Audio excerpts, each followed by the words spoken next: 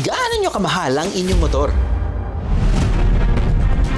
Ang mga tao sa motor show na ito,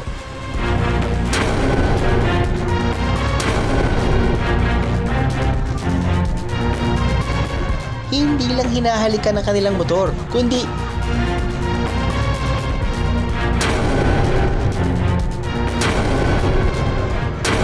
hinidilaan pa. Naisip ko yun para maging kakaiba. Palakasan ng iyo at palakpak ng mga nanonood dito.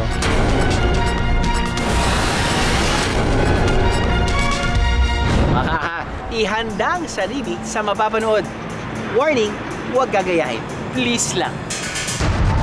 Dito sa Takurong Sultan Kudarat, special daw itong taunang motor show nila.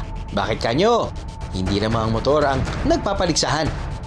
Pati mga tao, kanya-kanyang display ng talento.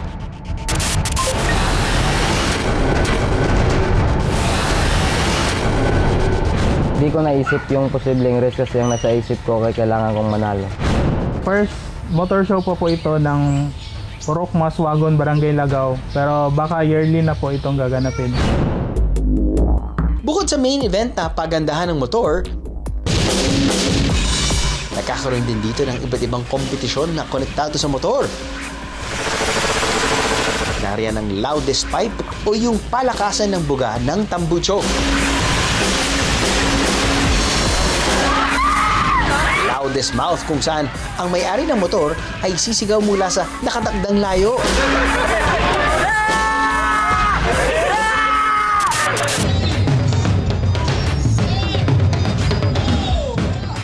At ang slow drag na kabaliktaran ng alam nating karera. Dito, magpapabagalan ang mga kalahok sa pagpunta sa finish line. Yun nga lang, hindi pwedeng tumapak ang paa nila sa lupa o bumagsak ang motor nila kahit pa mabagal ang takbo nito. Lahat exciting.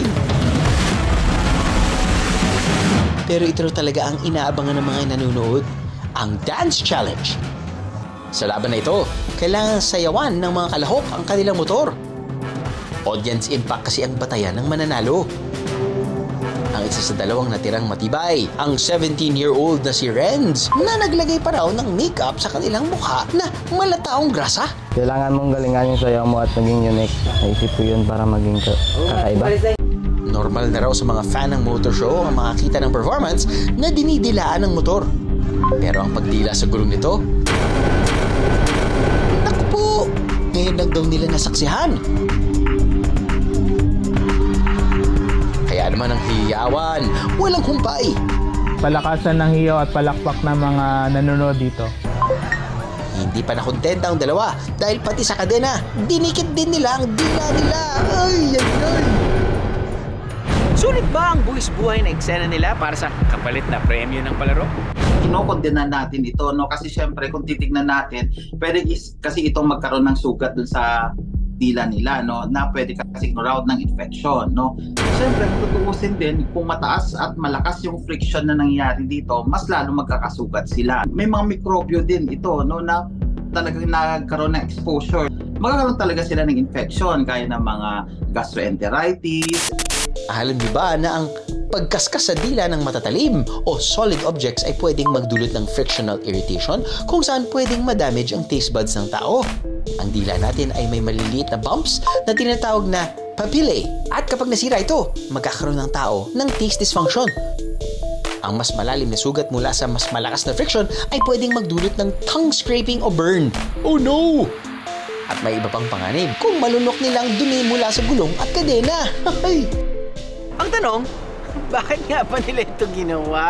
Ano ang naghihintay na kapalit nito? Ang lahat ng paghaharurot ng gulong at kadena sa mga dila nila para sa inaasam na papremyong nagkakahalaga lang ng 500 piso. Minsan binibigay na cash prize at trophy. Minsan binibigyan sila ng 500. Sa pagtatapos ng event, si Renz din ang itinanghal na panalo ng mga taong nanood. Pero sa ipinamalas sa inyong extreme talent, pareho kayong winner. Ang dila naman nila, pareho na rin naghihilom mula sa mga gasgas.